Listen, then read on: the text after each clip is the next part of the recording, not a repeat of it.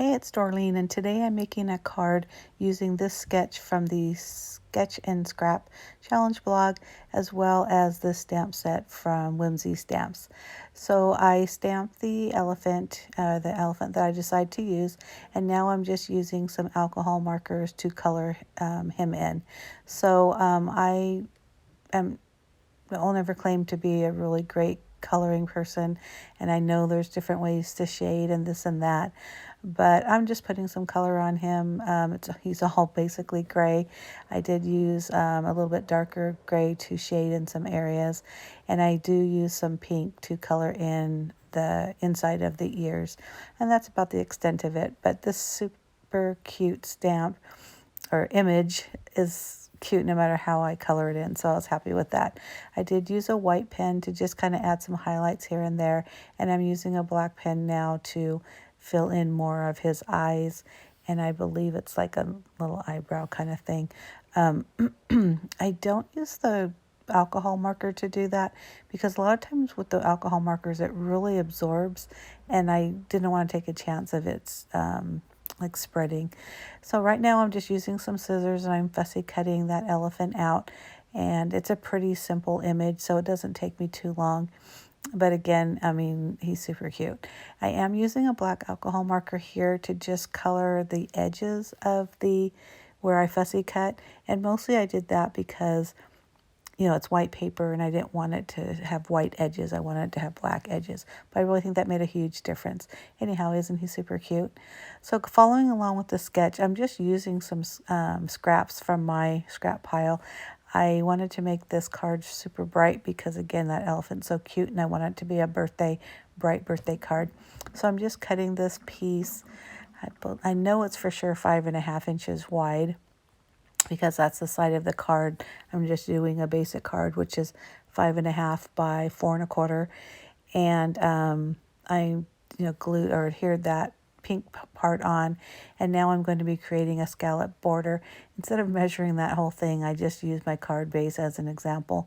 So this border punch, I don't know if you've ever used them before, but they're so easy to use. You can see me lining up the part that's already been punched. You see that on the punch itself. So that keeps the punched image right. That's not even the right way to say it. To make sure that it's being punched correctly, I guess, or aligned. You just follow the image on the stamp. The punch itself, and as you're going through and cutting. Wow, that was a whole mess of words. I hope what I said made sense. So after I adhered that scalloped edge, I realized I just wanted something a little extra. So what I did is I got some of this yellow washi tape that just happened to be sitting at my desk, and instead of just directly on that paper, because washi tape is usually pretty thin and see-through, I wanted it to be more solid. So I just adhered it to white cardstock, just a scrap piece that was on my desk, and then I am cutting that down to the exact same width as the washi tape. So once I do that, I tuck it under the scalloped edge, which I had to peel up a little bit because I did adhere that already. But that added more of a base so I can put the elephant. So if you remember what the sketch looked like, the paper is all going horizontal, and the image, of course on the sketch it was a flower, but the image was right about in that area where I'm playing around with. So that white base piece that I'm just showing, I cut out a whole bunch of bases in these little bit odd shapes. Some of them are circles, some of them are rectangle, just different shapes. And I just have a little baggie on my desk because they're perfect as a base for cards, scrapbooks, whatever. So I grabbed a couple of different ones and I'm kind of playing around and not really sure what I'm doing, but I do like this going vertically instead of horizontally. And then I grabbed a sentiment from that stamp set, which is super cute. And you can see me using my Misty and just making sure that it's a dark image. So I think I did it just twice to get it dark. But I like the card better this way with that,